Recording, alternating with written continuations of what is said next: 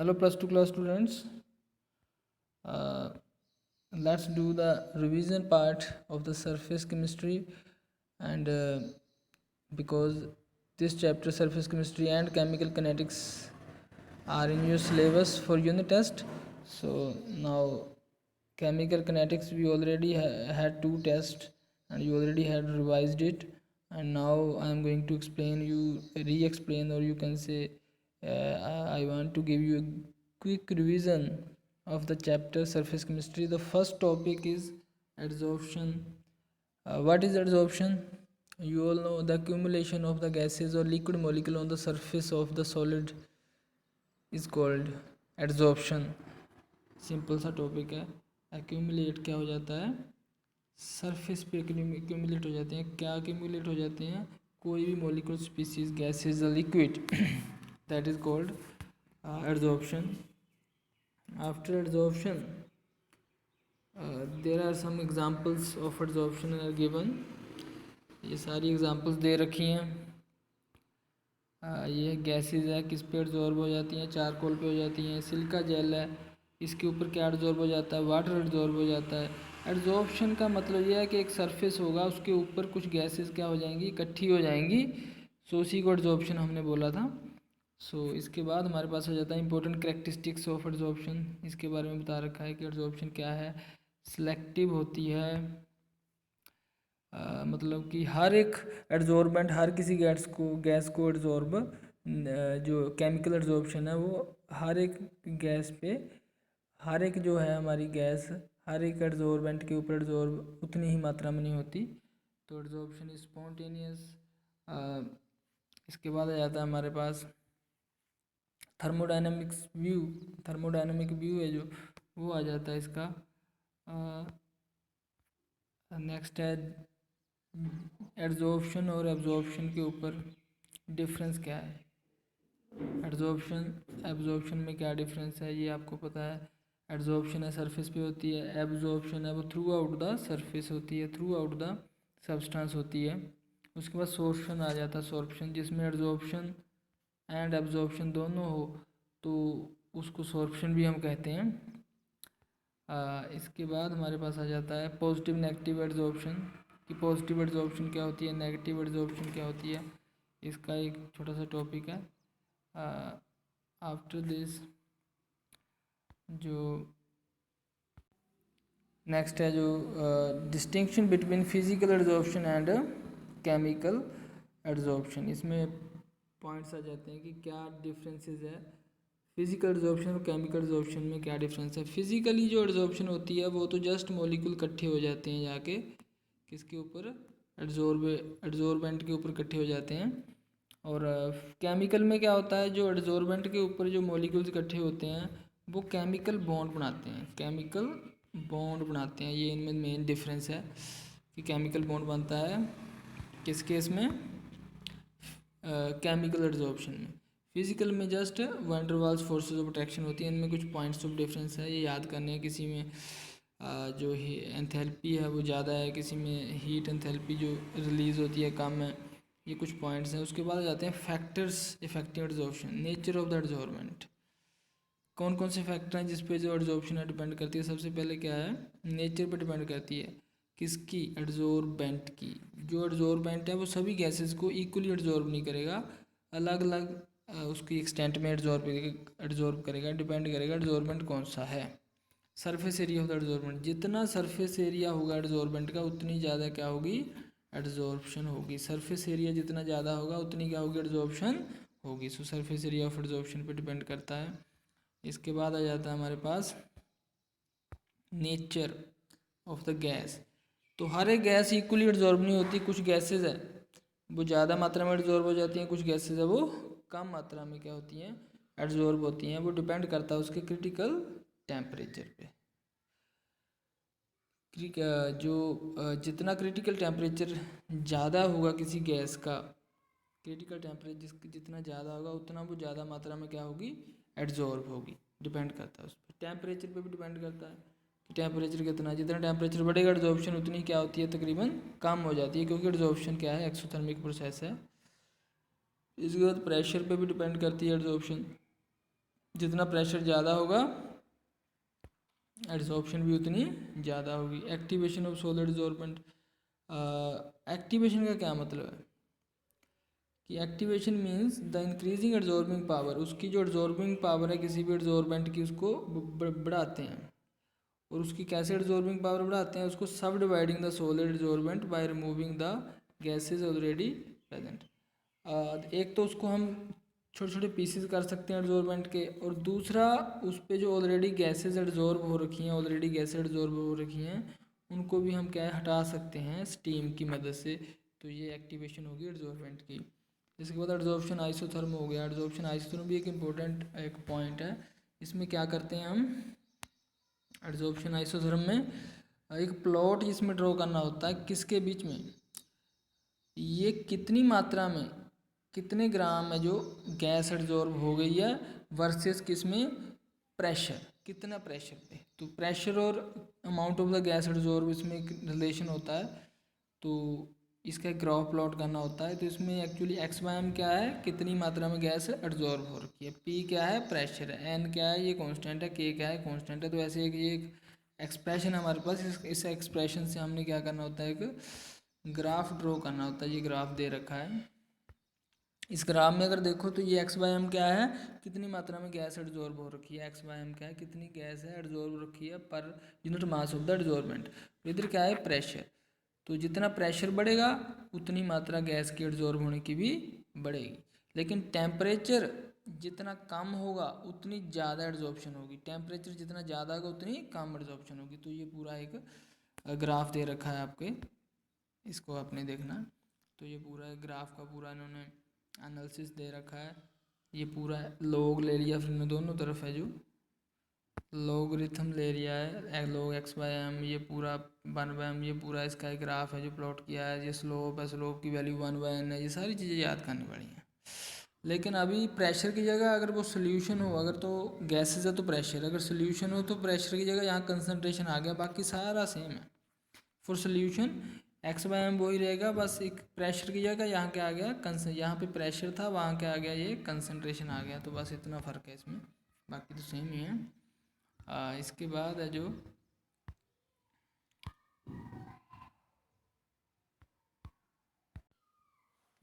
है जो वो कैटलिस्ट आ गया हमारे पास।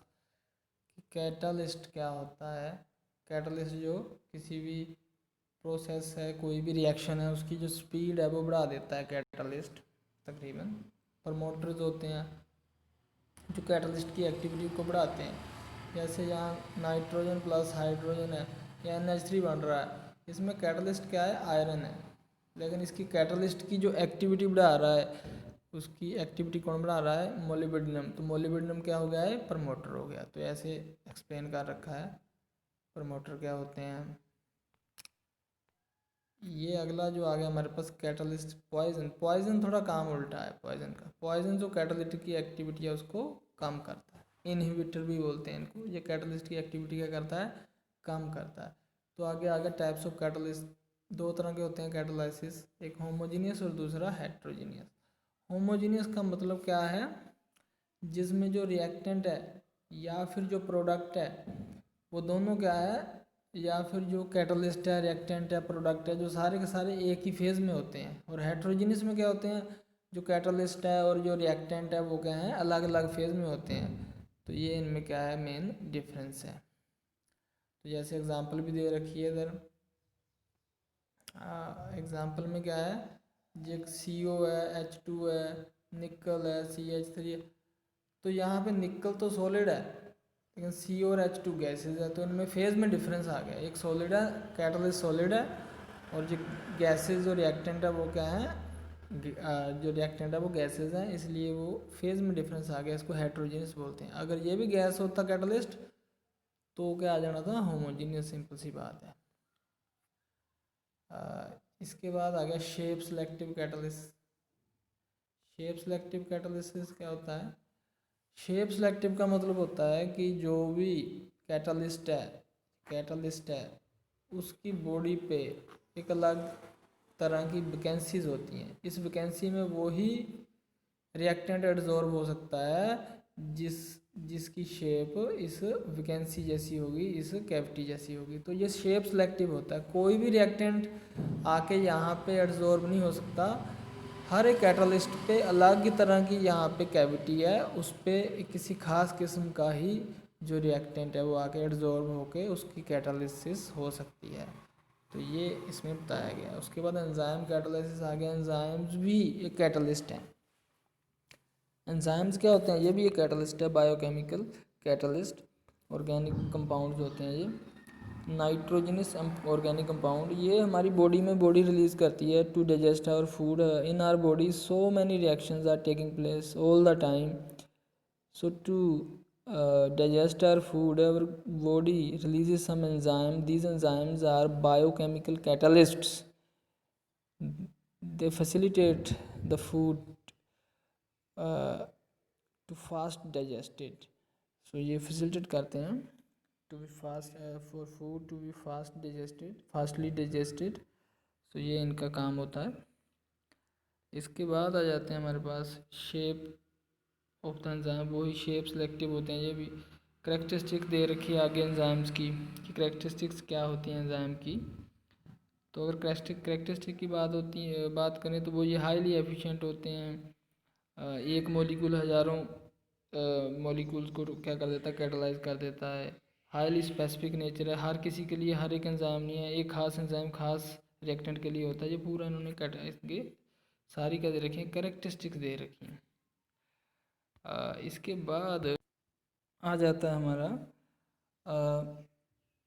True solution, second part of the surface chemistry, true solution.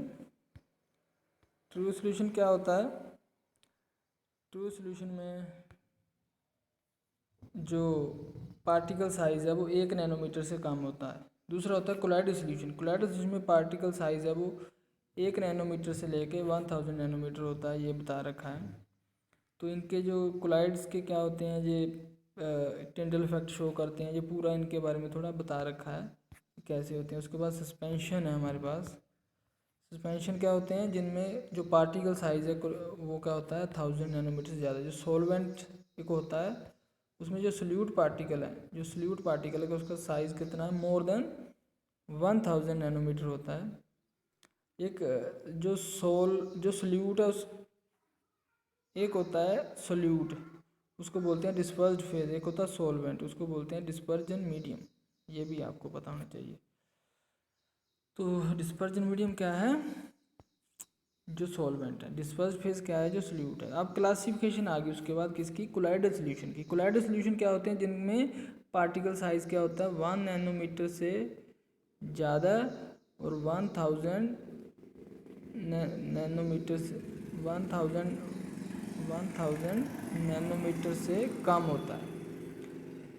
So colloidal solution वो होते हैं जिनमें 1 नैनोमीटर से ज़्यादा और 1000 नैनोमीटर से कम पार्टिकल साइज होता है। उसमें क्लासिफिकेशन करनी है on the basis of dispersed phase and dispersion medium की फिजिकल स्टेट।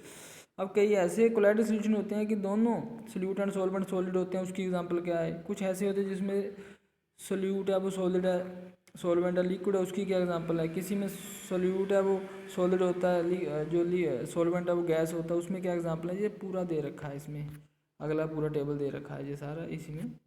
उसके बाद क्लासिफिकेशन ऑफ द कोलाइड्स आ गया। Classification of the colloids on the basis of interaction between disperse phase and dispersion medium. इसमें दो तरह के होते हैं, लायोफिलिक, लायोफोबिक।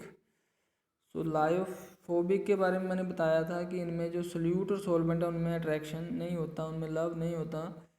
और जो लायोफिलिक है उनमें क्या था कि सोल्यूट और सॉल्वेंट में या बोलो dispersed phase and dispersion medium में आपस में क्या था, एफिनिटी थी, अट्रैक्शन थी। तो ये ही इसमें बताया गया है आपको, लायोफिलिक, लायोफोबिक जो सोल्स होते हैं।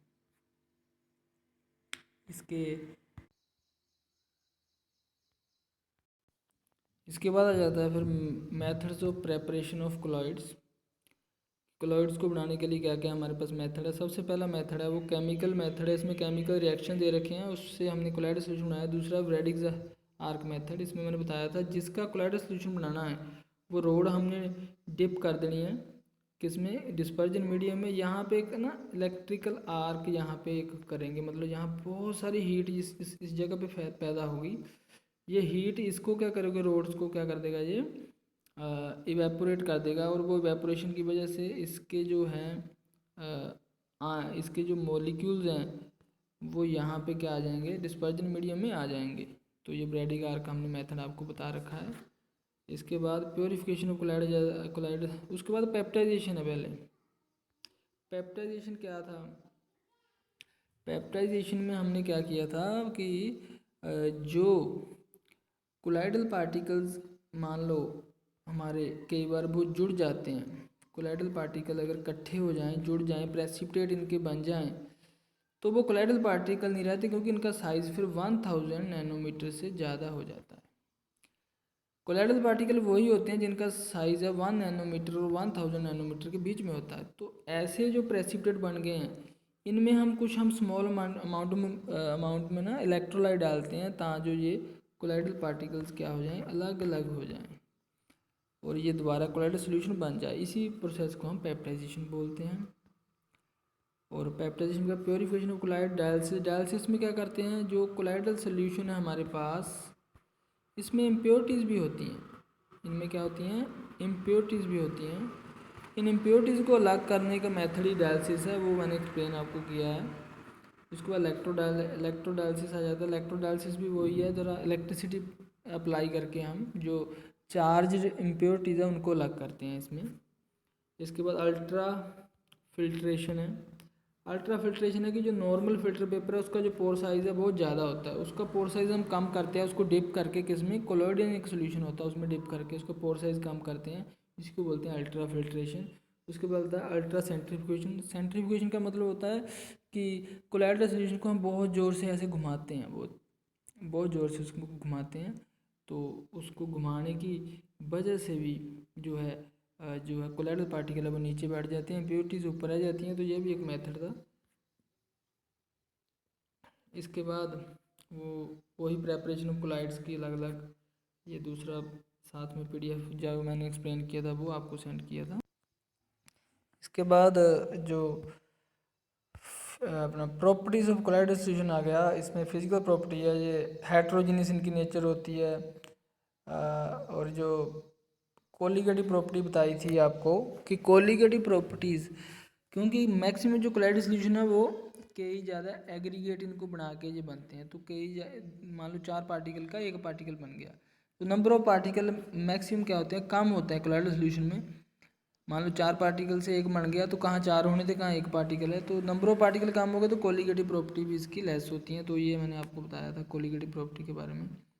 उसके बाद आ गया कोलिगेटिव प्रॉपर्टीज के बाद ब्रोनियन मूवमेंट, कि ब्रोनियन मूवमेंट क्या होता है वो मैंने बताया था। जिग जैग जो मोशन होता है, ऐसे ऐसे ऐसे ऐसे करता है, जिग जैग मोशन होता है कोलाइडल पार्टिकल का। उसका कारण क्या था कि जो कोलाइडल पार्टिकल है उसमें लगातार क्या टकराते रहते हैं, लगातार क्या टकराते हैं, सॉल्वेंट मॉलिक्यूल। जो कोलाइडल पार्टिकल है उसको उसके साथ डिस्पर्जन मीडियम के मॉलिक्यूल या सॉल्वेंट मॉलिक्यूल टकराते रहते हैं, और जो जिग जैग मोशन होता रहता है, इसी को बताया था ब्रोनियन मूवमेंट। उसके बाद आ जाता है हमारे पास टिंडल इफेक्ट।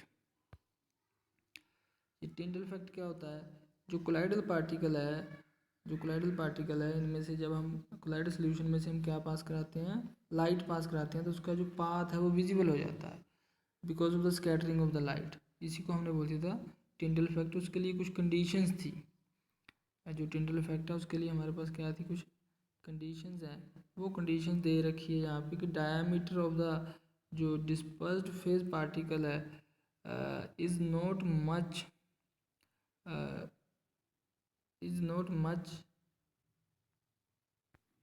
यहाँ पे है अपना smaller than the wavelength of light used. ये इसमें एक कंडीशन दे रखी है, और दूसरी कंडीशन भी है हमारे पास दे रखी इसके लिए।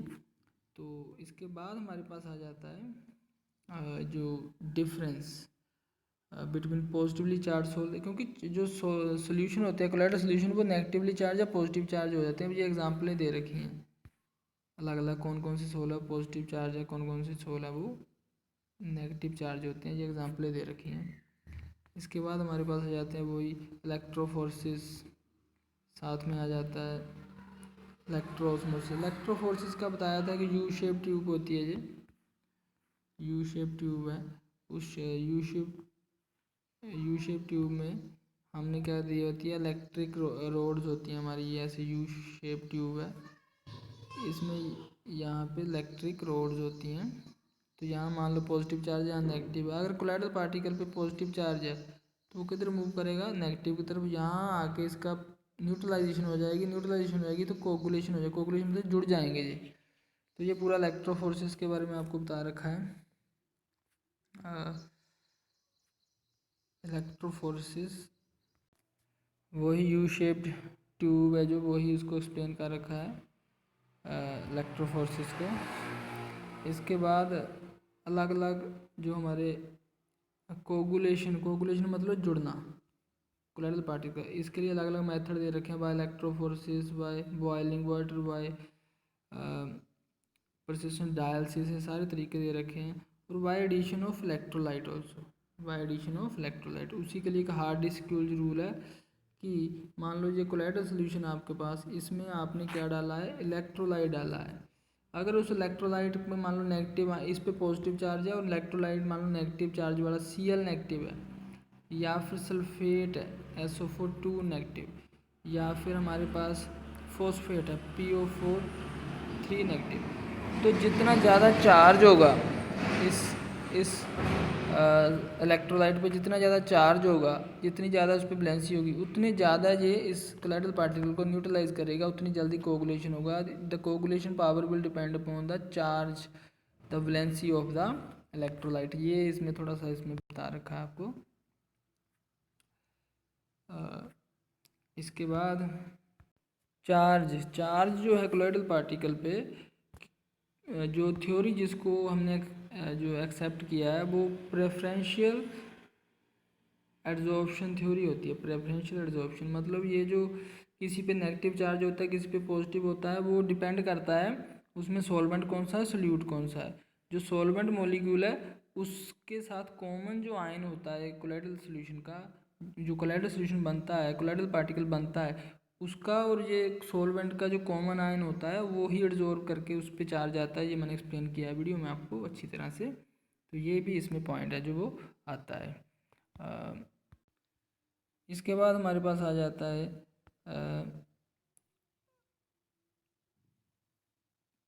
जो कोलाइडल सॉल्यूशन है उसकी प्रोटेक्शन और कोगुलेशन ऑफ लायोफिलिक सोल। जो लायोफिलिक सोल है ये सॉल्वेंट मॉलिक्यूल इनमें होता है, तो ये इनकी कोगुलेशन होना बड़ा डिफ़िकल्ट है। इसकी कोगुलेशन कैसे की जा सकती है, या तो ये सॉल्वेंट मॉलिक्यूल को ख़त्म कर दिया जाए, या इन पे जो चार्ज होता है कोलाइडल पार्टिकल को वो ख़त्म कर दिया जाए, ये बताया था। प्रोटेक्शन ऑफ कोलाइड क्या है कि जो लायोफोबिक कोलाइड्स है, लायोफोबिक, वो बड़ी जल्दी कोगुलेट हो जाते हैं, उनको कैसे बचाया जाए, उनमें हम क्या डालते हैं, लायोफिलिक डाल देते हैं।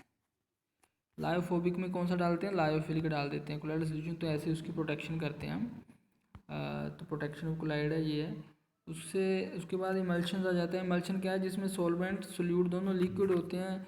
एक ऑयल इन वाटर होता है, एक वाटर इन ऑयल होता है। ऑयल इन वाटर में क्या है, ऑयल इन वाटर में ऑयल कम है और वाटर ज़्यादा है, और वाटर इन ऑयल में वाटर कम है ऑयल ज़्यादा है। इसकी एग्जांपल इधर रखी है, स्टेबलाइजर होते हैं, ये पूरा एक्सप्लेन किया है आपको टॉपिक। इसके बाद कुछ ना कुछ हमारे जो चारों तरफ जो एग्जांपल्स हैं कोलाइडल सॉल्यूशन की वो दे रखी हैं कि ब्लू कलर ऑफ स्काई क्यों है, क्योंकि वहाँ पे भी कुछ पार्टिकल्स हैं, उनमें स्कैटरिंग ऑफ लाइट होता है, चाहे वो जो वाटर पार्टिकल्स हैं, जो कुछ भी है, तो वो स्कैटरिंग उन पार्टिकल्स में होता है। वो कोलाइडल सॉल्यूशन ही होते हैं, कोलाइडल साइज ही होता है उनका। जो फोग वगैरह बनती है उसमें जो पार्टिकल्स सस्पेंडेड होते हैं उनका भी साइज कोलाइडल ही होता है, 1 to 1000 nanometer. Food particle like milk, butter, ये सारे कोलाइडल सॉल्यूशन है। ब्लड में भी हमारे कोलाइडल सॉल्यूशन होता है एल्ब्यूमिनॉइड का, वो भी पूरा बता रखा है कि जो क्लोटिंग व इसका बता रखा था। क्लोटिंग अगर हमने करवानी है तो वो FeCl3 डालते हैं, क्योंकि वो क्या कर देता है, कोलाइडल ब्लड के कोलाइडल पार्टिकल का चार्ज खत्म कर देता है, कोगुलेशन हो जाती है तो क्लोटिंग हो जाती है, ये बता रखा था। तो सॉइल भी है। डेल्टा कैसे फॉर्म होता है कि एक नदी है जो जा रही है, वो जब सी से मिलती है तो वहाँ इलेक्ट्रोलाइट से तो ऑपोजिट चार्ज लेके कोगुलेशन होकर डेल्टा भी बनाती है। ये सारे इसमें एक्सप्लेन कर रखे हैं। और इसके बाद जो आ जाती हैं वो आ जाती हैं बेटे इसके जो एप्लीकेशंस। उसके बाद जो एक टॉपिक हमारा है वो क्या है, मल्टी मोलिकुलर कोलाइड्स। जो उनकी टाइप्स हैं, एक तो मल्टी मोलिकुलर होते हैं, एक मैक्रो मोलिकुलर और एसोसिएटेड। मल्टी मोलिकुलर में क्या है कि कोलाइडल पार्टिकल जो हैं वो बहुत सारे पार्टिकल के मिल मिल मिल के बनते हैं, एग्रीगेट से बनते हैं। अगर वो अकेले अकेले पार्टिकल हों तो वो उसका साइज़ कम होता है, जब मिलते हैं तभी कोलाइडल रेंज में आते हैं। मैक्रो मोलिकुलर में एक ही पार्टिकल का साइज़ ही बहुत होता है, कोलाइडल रेंज में वो आ जाता है। एसोसिएटेड में क्या होता है, उसमें भी इकट्ठे होना पड़ता है इनको, लेकिन अगर कम मात्रा में सोल्यूट हो तो इकट्ठे नहीं होते, ज़्यादा मात्रा में डालना पड़ता है तभी ये इकट्ठे होकर एग्रीगेट बनाते हैं और कोलाइडल रेंज में आते हैं। कोलाइडल जो है प्रॉपर्टीज़, तो इसमें ही क्लीनिंग एक्शन ऑफ सोप वगैरह हमारा दे रखा है कि कैसे क्लीन करते हैं। सोप मॉलिक्यूल है जो, उसके भी दो पार्ट होते हैं, एक तो टेल होती है वो ऑयल को लाई करती है, एक हेड होता है वो वाटर को लाई करता है। ये पूरा इसमें बता रखा है कि कैसे ये सो मॉलिक्यूल का मिसल फॉर्मेशन होती है। मिसल फॉर्मेशन है जो सॉप मॉलिक्यूल की कैसे है कि बहुत सारे जो सॉप मॉलिक्यूल जो मिल जाते हैं, क्योंकि ये वाटर को लाइक नहीं करती, जो टेल्स हैं वो अंदर की साइड हो जाती हैं और बाहर की ओर जो हेड है जो वाटर को लाइक करता है, तो वो ऐसे मिसल फॉर्मेशन होती है।